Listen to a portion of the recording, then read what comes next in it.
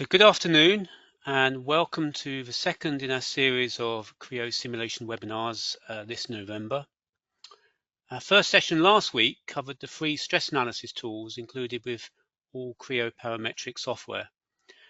This week we will focus on real-time simulation capabilities integrated in Creo and powered by Ansys, and we'll look at how these capabilities can support upfront simulation. I'm Brian Miller, and I head PDSVISION's global simulation and systems engineering activities. Today, I'm delighted to be joined by my colleague, Alex Jones. Alex has been with PDSVISION for over 7 years as a senior simulation consultant, and he's got significant experience in FEA, CFD, and materials intelligence, and he's currently involved in many of our technical activities, including customer success, technical support, consulting, and of course training. So during the next 45 minutes or so, we'll be looking at Creo Simulation Live and how this can be used as part of a simulation driven process. And as is shown here on this slide, we'll really be focusing on 3 areas.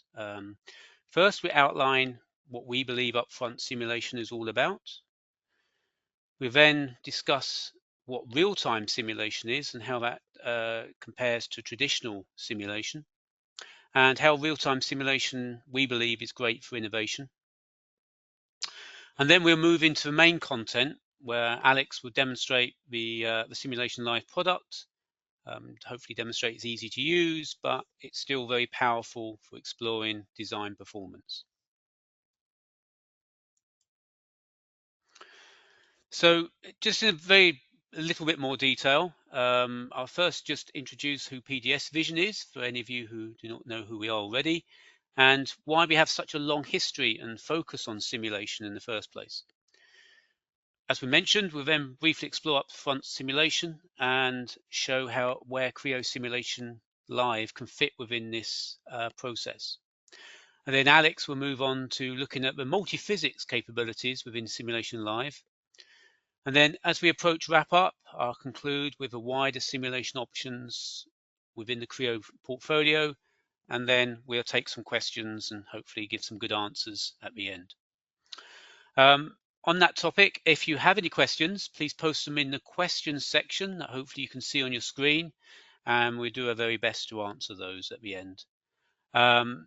We will record this webinar so you can watch again in the future. Once we send the link, and of course we're always pleased for more people to watch this webinar, so please forward this link to colleagues as well who you feel may be interested.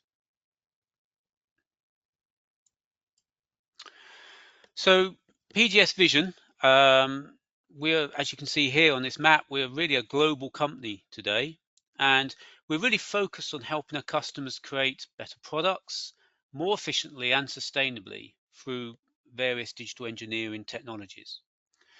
We were formed officially in 2008, and we've grown both organically and through acquisition since to almost 500 staff and over £100 million turnover. However, having said that, our global simulation capabilities, and indeed many of our other capabilities, stretch way back before 2008 or 16 years ago.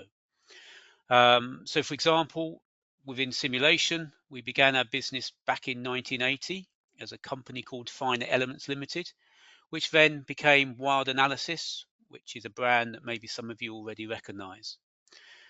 And through this, today we have over 50 engineers and support staff just dedicated to simulation within PDSVISION. So in addition to providing training and technical support and all the simulation products that we sell, this team delivers at the moment over 200 consulting projects each year. And this is to companies who perhaps have yet to develop their own in-house simulation capabilities or have temporary resource constraints. So for any of you on the webinar today, if you don't do any simulation at the moment or believe that's something for the far future, just bear us in mind in case we can still help you in the meantime through our service team. Now, through strategic relationships with partners such as Ansys and PTC, we really believe we cover the whole digital thread today with our services and our software, from product design and development through delivery and service. And from our experience, when we work on this thread with our customers, we see that it really only works and is optimized by connecting these digital areas together. So although we're focused on the simulation part of the digital thread today, what we're also looking at is how simulation integrates closely with CAD, in particular, to really have a seamless connectivity to really sort of make the most of your digital data.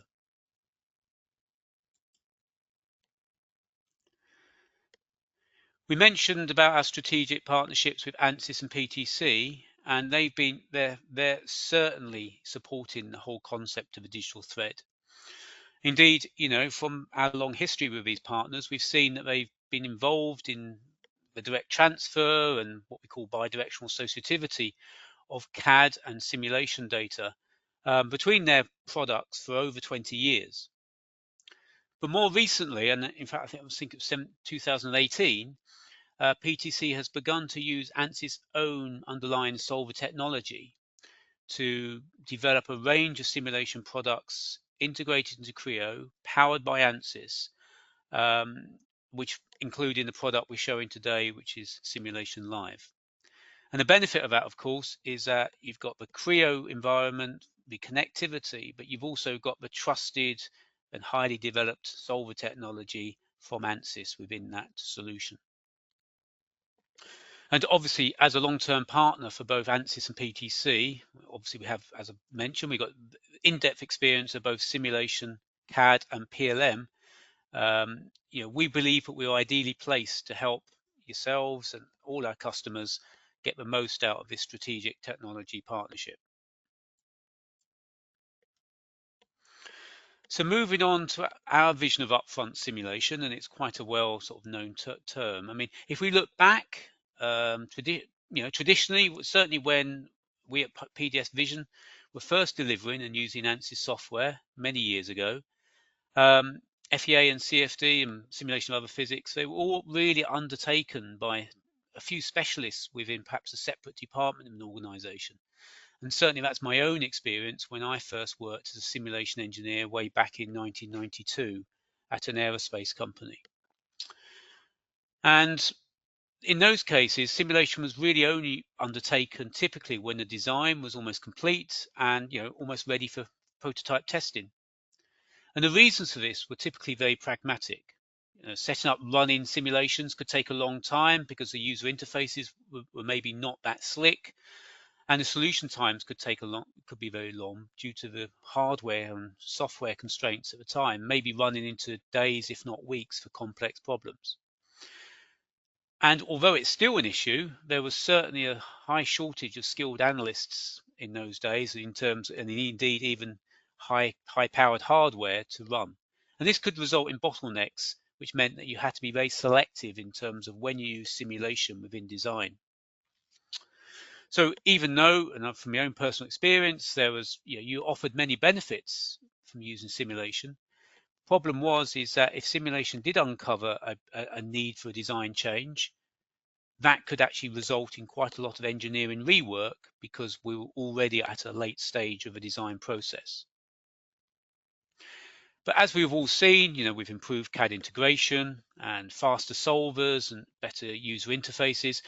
To a certain extent, I'm pleased to say a lot of those barriers have been removed. And as the name suggests, what we're talking about here with upfront simulation is all about embracing simulation as early as possible during design. And in fact, our vision, is that upfront simulation can be sort of seen really as part of a continuous improvement cycle for product design. Analogous really perhaps to the plan, do, check, act process that we at PDSVISION ourselves often use in our quality management systems. And we can see when talking to customers that there's clear benefits of this approach and doing simulation at early stage. The designers and engineers doing the simulation can easily visualize and understand how their ideas may work or maybe don't work. And then they can quickly and easily try different configurations and tweaks on this virtual test bed in front of them. And this can avoid the need for the manufacture of samples or prototype testing, perhaps tying up valuable resource. And this in its turn obviously can result in reduced time and cost during the whole product development process. And as we find ourselves when we're using simulation during consulting projects with our clients, simulation results themselves can be a great communicator, offering great insight, encouraging collaboration, and facilitating additional brainstorming as well. And as I mentioned earlier, although there's perhaps more trained engineers in simulation today than ever, there can still be skill shortages. So by enabling designers and engineers to help share the simulation workload, certainly on more standard problems, this can perhaps free up the time if you have a dedicated simulation team to really focus on complex models and final validation work. But with all these benefits, we still need this to be successful. We still need to make sure that the simulate part of that cycle on the screen does not still become the bottleneck. And by linking CAD and with Creo and using a very nice GUI, this certainly can help reduce bottlenecks. But we believe we can improve this much further by using very fast simulation solvers. And on that, this is perhaps a great time to hand over to Alex to now discuss the concept of real-time simulation. Hi everyone, thank you very much, Brian, for the introduction. So my section is going to go through precisely what is Creo Simulation Live, so the product specifically, and how that fits into what Brian's been talking about with upfront simulation. So I guess the first question is, what exactly is Creo Simulation Live? It's not part of your sort of standard more traditional packages. For example, you have Creo Flow looking at CFD, and you also have Creo Simulate looking at FEA. This one doesn't fit in necessarily with those products. It's its own separate standalone. But from this very short video, we can see what benefits there are to it and why it's been positioned as purely an upfront simulation tool. So this is quite a simple demonstration of airflow over some electrical components. And this is in real time. This is not a post-processing exercise. This is, I have hit the solve button and this is what I see as a screen capture. So how does it do this? It is a pure GPU solver. This is what allows it to solve simulations in real time, which, as you can see, has its benefits in terms of its speed and how quickly you can turn around results. And as we'll go into a little bit later on, be able to make changes and very quickly reevaluate your results to see whether your change has improved or had negative impact on your design. Where Creo Live is quite unique is that it's all within the Creo Parametric interface. So those of you familiar with Creo will pick this up very, very easily. It leverages the Ansys technology. This is in the form of Discovery Live, which has already been on the market, which maybe some of you have seen before. But again, demonstrates that its partnership with Ansys as the leading simulation provider. It covers a wide range of physics. So not only can it do either structural or fluids, it can do both, as well as applying thermal boundary conditions to both of those results as well. And with the sort of GPU solver allows for interactive results, so as to interrogate your results a lot faster and be able to, in real time, without large data files, be able to pick something up, view the results, turn your model around, see exactly what's going on inside, giving you useful insight.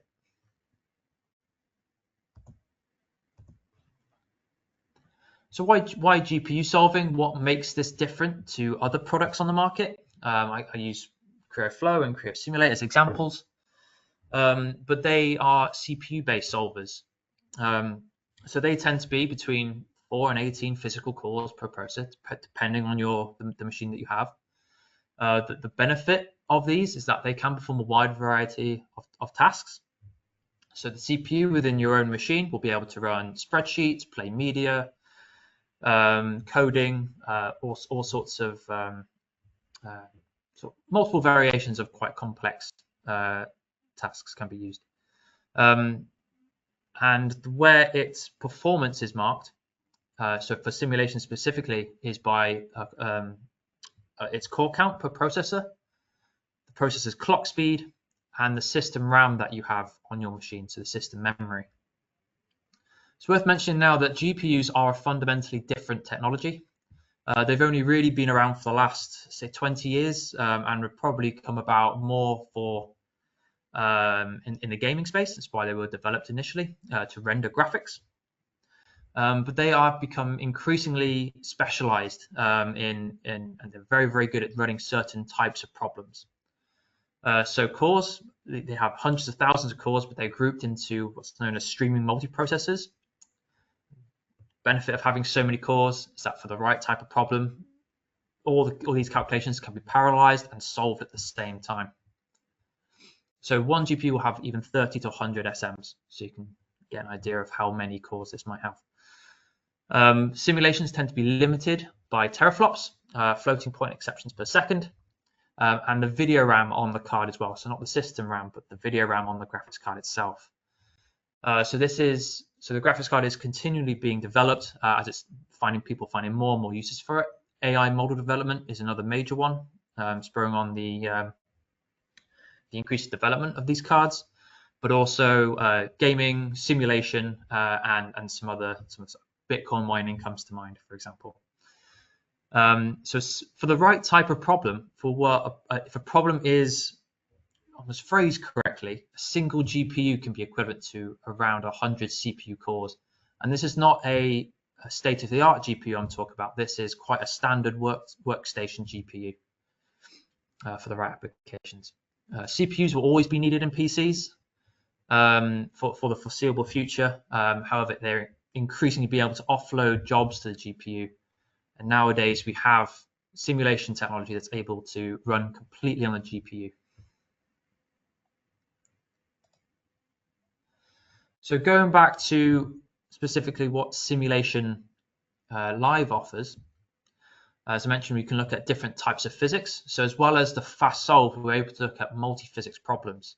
So going from structural to thermal, modal, and fluid, whereas in the past, or for other products, we may have to purchase different packages to satisfy all these constraints, or all these to give us access to all these different types of physics. So for structural, we're able to look at stresses and strains, deformations, and there are a few contact definitions as well that you can define, such as bonded and no separation. For thermal, we can look at convection, heat flow, and then also we can apply temperature conditions as well to surfaces. Transient is also available in thermal to see how your temperature may increase over time. Modal is available to evaluate natural frequencies of certain components.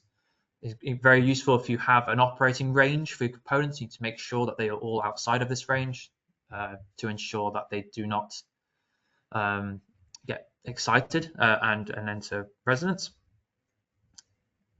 And then for fluid studies, we can look at flow rate, pressure drops, and also include flow temperature as well into these problems, and get an idea of any choke points, pressure drops, and anything that you may use to be able to characterize a component inside a network, or just insight into, for example, a clean room, or flow around a car, or valves are some examples that are used quite readily. So as Brian mentioned, we have a short demonstration for you to go through all these different types of physics and to be able to show to you exactly what Simulation Live is all about. So for this demonstration, I have the CAD model, a native Creo model shown on the left. So it's an intake manifold with 4 branches. So first of all, we're going to look at fluids, this one, and the fluid flow through the design. We want to obtain an even mass flow of air through each branch. So we have components after this branch that require a certain amount of flow, and we want to distribute that evenly across. the flow will naturally want to go down the two center branches, just due to its shape at the manifold. So we may have to make some slight design changes to make sure that these are all even.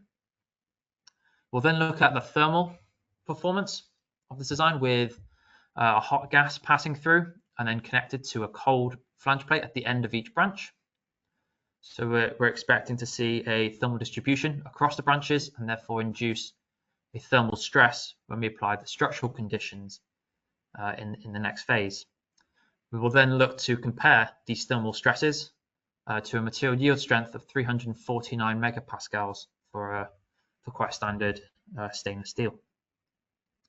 And then finally, we'll have a quick look at the modal analysis. We know if this is fitted to a train or a car, what types of frequencies we are likely to see. Those will be in the range of about 10 to 200 hertz. And then we will have a look at the first mode, what is causing the first mode, and be able to determine how sensitive the design is to change. So if we were to make a small change to this design, what effect that has on the first mode and the natural frequency.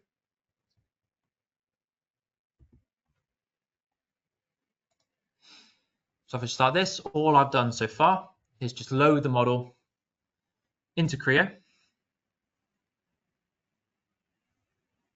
I've just clicked on the Simulation Live tab to bring up all the structural, all the physics conditions. So I don't have a fluid domain in here just yet. I will pause the video just for a second there and explain what I mean. So while we may bring in a structural model with material thicknesses, for a fluid study, we need to be able to model the space that the fluid occupies. So while this is not necessarily included in the model that is imported or created, Creo does have quite a few tools to be able to automatically create this internal volume for us easily. So I go through that just now with the fluid domain tab at the top. So you see I've just selected the create internal domain, and I'm just going to select all the boundary surfaces around that domain, and we can see that it creates a preview for me before I press OK, and see that it's created a geometry inside when I tilt this upwards. So we can see it's created 4 surfaces that at some point we're going to be modeling or monitoring our mass flow rates through each to make sure that they are equivalent. So I'm just going to go through here and just apply. As there's no fluid domain currently selected, I'm now going to select the fluid domain, press OK, and we've now established that that flow domain that we've just created has now been included as, or defined as, the fluid region. So I'm just going to pause again right there and just have a quick look at what boundary conditions we can apply. So for fluid studies, we get access to the flow velocity, inlet and outlet pressures, mass flow rates, and slip symmetry. So these will be dependent on any problem that, or the problem that you may have, whichever one is most relevant. We can either use flow velocity or mass flows for inlets and outlets, depending on what sort of measuring equipment or any test data that we may have, or any specifications that have been set on us by customers, for example. And then the outlets are usually pressure outlets to atmospheric, for example. There is also slip symmetry for any symmetry planes we want to apply, or for where we haven't modeled a wall, we've just modeled the end of or the edge of space. You can also see that we can apply thermal conditions as well. So while we can simulate mixing taps, for example, and any flows from 2 directions with different temperatures, and see how that mixing performance changes with any design iterations.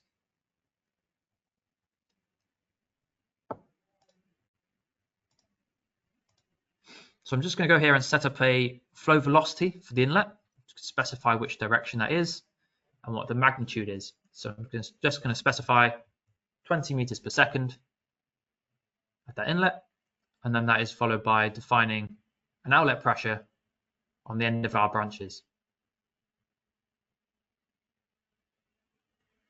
of 0 bar. This is gauge pressure, by the way, so this is in addition to a reference pressure of atmospheric. So I'm going to hit simulate here, but as Creo is now telling me, I haven't defined the material. So we're just going to define a material for our fluid domain from our library.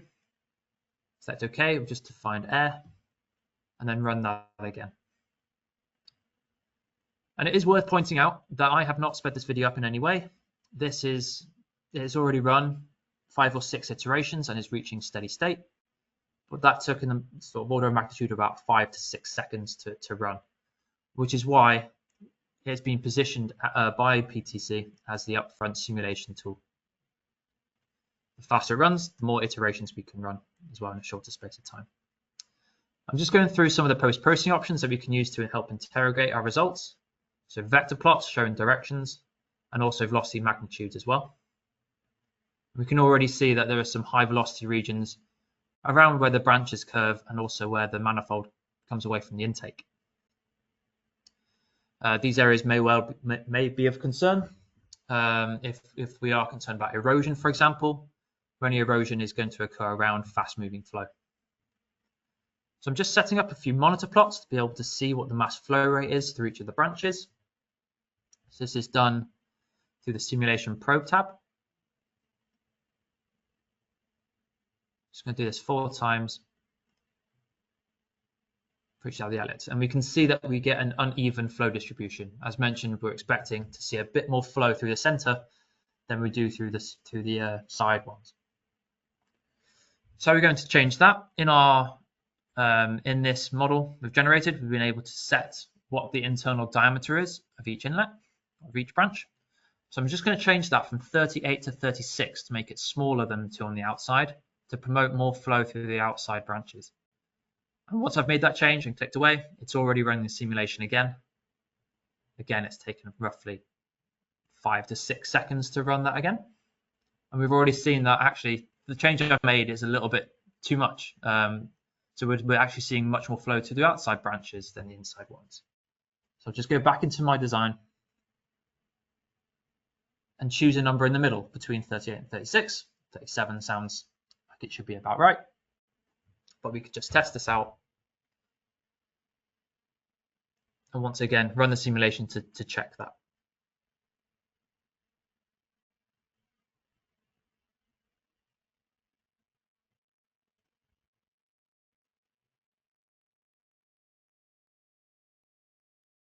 There we go. So we've reached the same mass flow rate to 3 significant figures. I believe this is sufficient to be able to say that we have checked off that criteria of reaching the same mass flow rate for each branch. So once that's been concluded, we are going to move on to a thermal study.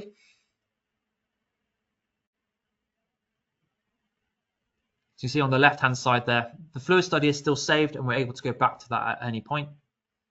But we're just going to go ahead and set up our thermal simulation.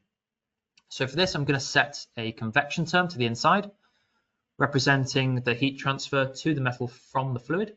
So I'm going to set this to about 80 degrees. There are multiple different ways you can approximate fluid within this domain. You can apply a fixed temperature to the inside, or a convection, or a heat flow if you know that kind of data. I'm just going to select all the internal surfaces and apply a convection term. What is required is a convection coefficient. This can be obtained for a particular problem or an estimate for a particular problem through textbook examples or through simulation. I'm also going to apply a convection term to the bottom plate of the branches as well. Simulate a connection to a cold surface.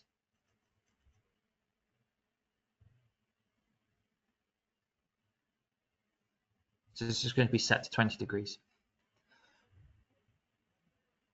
I'm then going to set up a third convection to the outside of the branches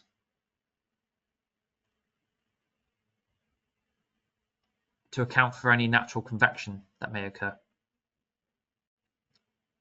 So again, this can be calculated through textbook examples, but I'm going to use a 20 watts per meter square Kelvin. I'm going to assume that the inlet and the flange are insulated, so I have not applied a convection term to those. But once again, hitting simulate, again, it really is this fast. That took even less than the fluid to run. so on the order of 2 to 3 seconds. And we've already got a thermal distribution that makes sense. So we have the cold surface, 20 degrees with the higher convection term on the base plate. And then the hotter branches are expected to expand, creating a bit of stress where the branches connect to the flange. So to test this, I've just clicked on the add structural constraints, and you can see that the toolbar at the top, if I just pause the video a second, these constraints have been added to my study, so I can apply fixed restraint, displacement constraints, a variety of others, sort of in-plane and ball restraints as well. But I can also apply forces to my model, as well as applying the thermal load. I'm not going to apply any of these for this demonstration. We're just going to look at the thermal stresses for now, but it's worth noting that these are there as well. So currently what I'm just going through, I'm just applying some structural boundary conditions to my design, bolting it down in certain places to allow the study to expand away from those restraints. So you can see we get high stresses around where the bolt holes are and where the branches connect to our flange. So I'm just going to animate that deformation to see that in real time. So the branches are the least supported and therefore deform the most.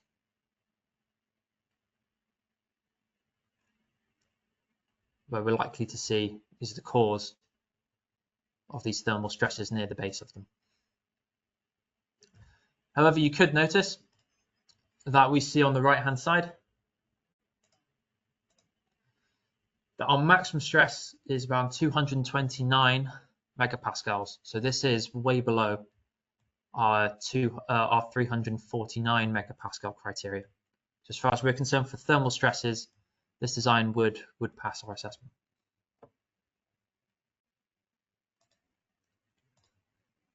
So while this is completed, we're just going to move on to the modal study to make sure that our natural frequency of this design is outside of our expected operating range of between 10 to 200 hertz.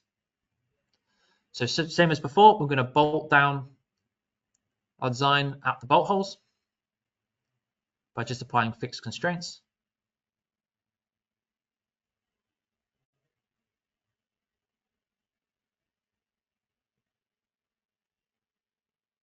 Press OK, and that's all the setup that's required to do this. Press simulate, and by default we're going to find the first 6 modes. As you can see, the first mode is very dependent or sensitive to the shape of the outer branches as they are least supported. So I'm just going to keep track of that first frequency, 1169.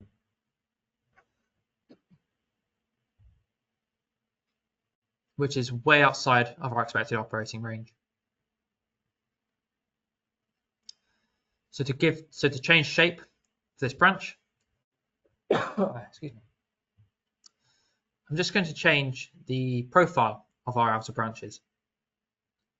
So just change the shape slightly, push out the sides, and see what influence this has on this first frequency to give us an idea of what kind of changes could be made and still satisfy our constraint. So once that point has been moved and the shape's been adapted, you can see the change there. Simulation runs straight away again. And within roughly, I don't know, I'd probably say 6 or 7 seconds again, we've got results for our first 6 modes. Just to show, I'm just going to flick through the other modes as well. So for mode 1, we actually had a reduced natural frequency of around 100 hertz. So it reached about 1080 hertz, which is still way outside of our operating range. And as expected, the other modes are even further away, with our last one being, our 6th mode being at 2180 hertz.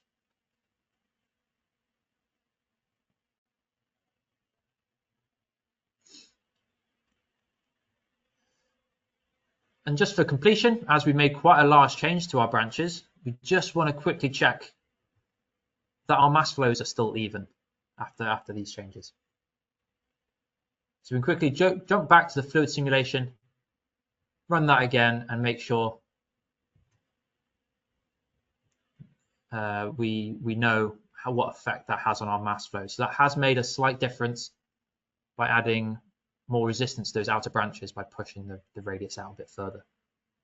So this can be adapted again to make sure that we stay within 3 significant figures. Just to run through a couple more post-processing options. So we have streamlines for fluids as well, which can be customized to help give you the best insight that you can out of the study. Particles, useful for visualizing particulates, for example, for any dirty flows or smoke. And they help highlight areas of high velocity as well.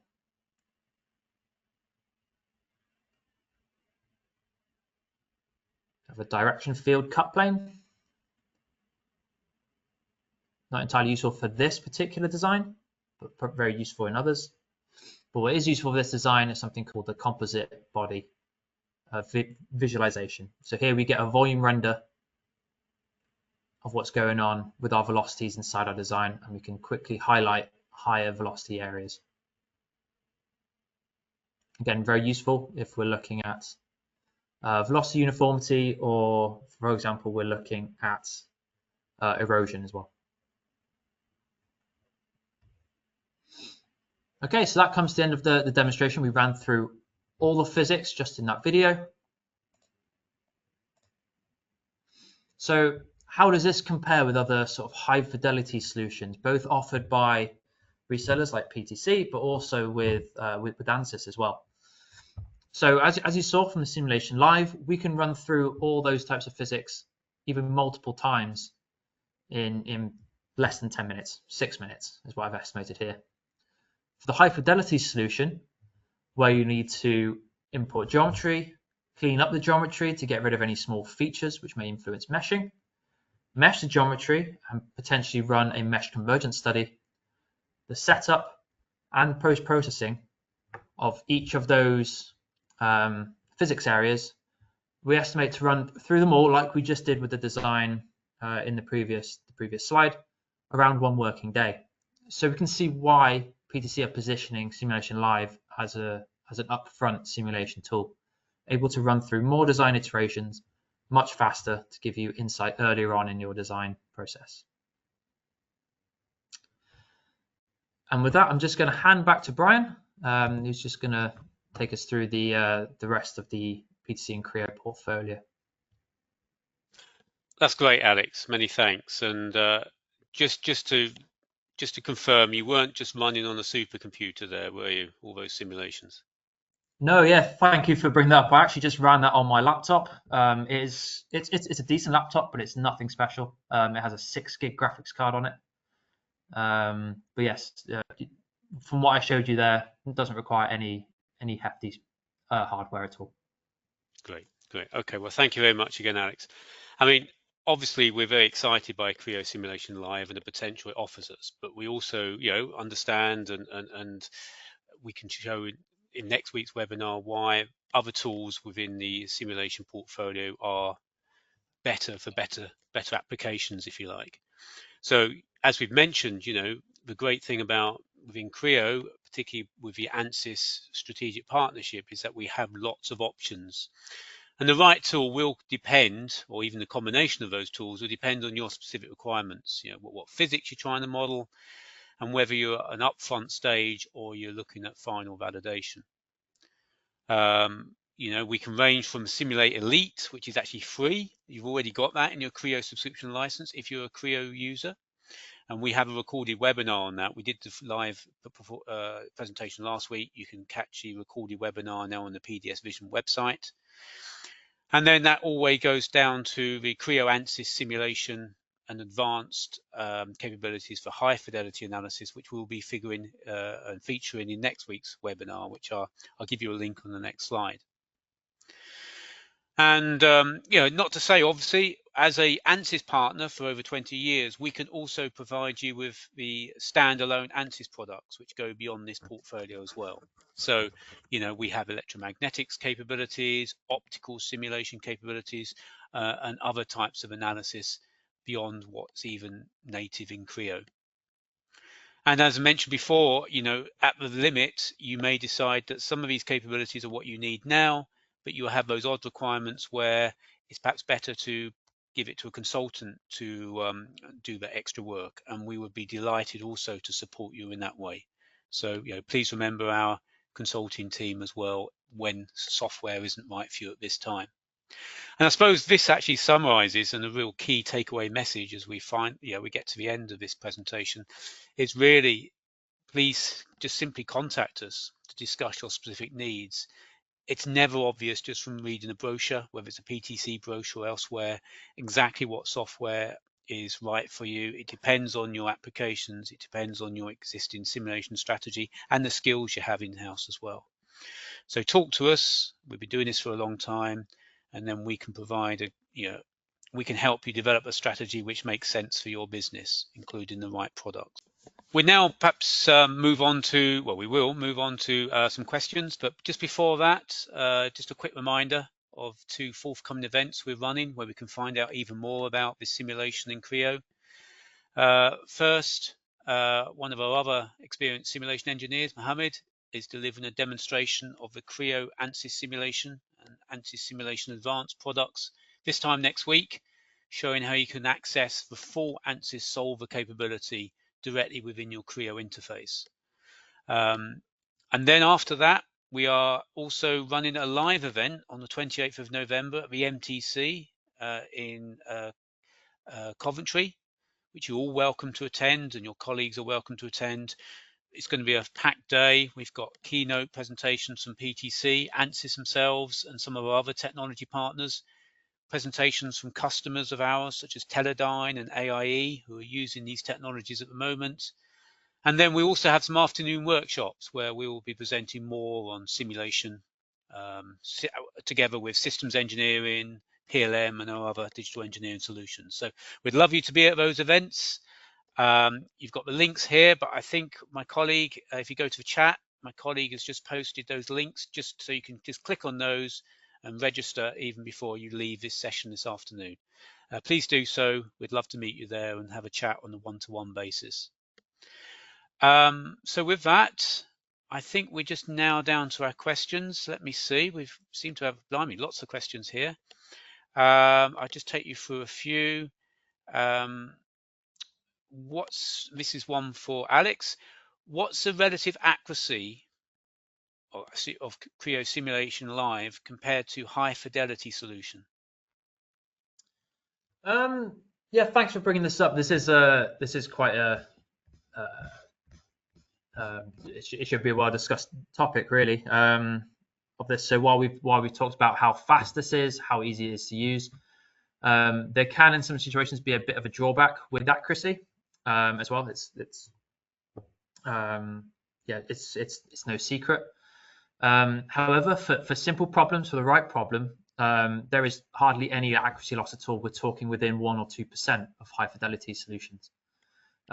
So while the solver technology is completely different, for simple problems, which can be compared to sort of textbook examples and sort of analytical methods, it comes out very, very well. Where you'll start to see an accuracy difference between the two is when you start looking at more complex geometries, larger geometries, and where you will need to bring in more complex physics. Multi-phase, for example, for fluid stands out, and stuff like that. So it really depends on your problem. But for small component level systems, Live will give you very accurate results within, as I said, within 1 or 2% for very simple. Some benchmarks that Ansys have done on Discovery for the technology that's used in this largely saw for smaller components about 5% to 10% accuracy to its high fidelity solutions. Thanks, Alex. I think the point I would also add to that is, we are not talking necessarily at Creo Simulation Live being your final validation before you send your parts to manufacture. This is all about upfront simulation. So there's still a place for physical tests, prototype tests, or doing a high fidelity simulation, as we'll be discussing next week. This is basically at an earlier stage where traditionally you may think, I'm not going to use simulation because it's too difficult to use or it takes too long to run. So this is complementary, I would suggest, in many ways, even for more complex problems, with high fidelity simulation, because it means that you can, even at concept stage, you can actually start to get great insight. So I think that's it. Yeah, definitely. I'd just like to add to that. You really want to sort of identify trends with this software as well, rather than sort of exact numbers at the earlier design stage. While they'll be perfectly accurate enough, be able to identify what variables are important to your design and whether certain changes are better or worse.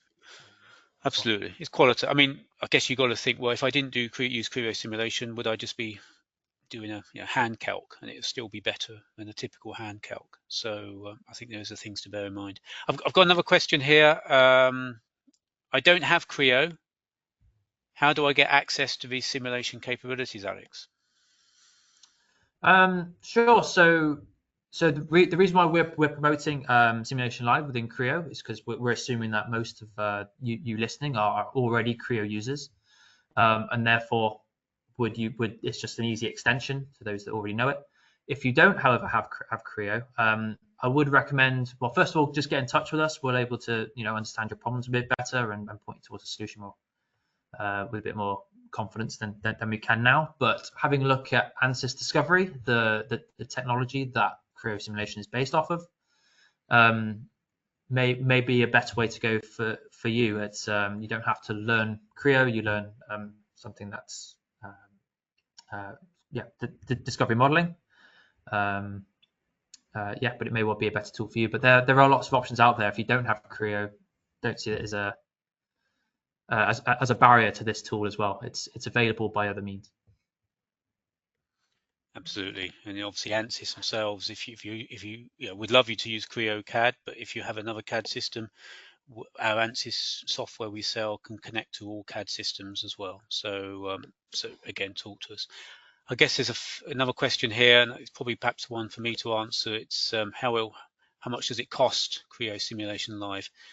And I think that really depends. I guess two things really: if you've already got Creo, if you have an add-on, or if you're going to perhaps buy it standalone within Ansys, where you also get a modeling system. But just to give you an idea of range, if as a current Creo user, you can acquire this technology for under £3,000 a year. If you haven't got Creo or you want the full Ansys Discovery, which has some extra capabilities such as electromagnetic simulation as well as fluids and structural, then you're talking just under £8,000 a year.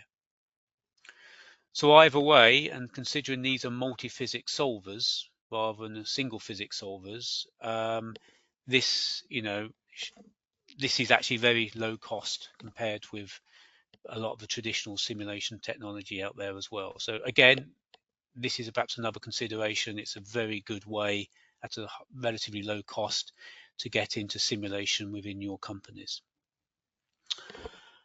Okay, I think that's it. I've just have one more question about maybe we take offline about, can we share a part file afterwards, Alex? I don't know if that's possible from what you demonstrated today, but I'm sure if it is, then yes, we can arrange that as well.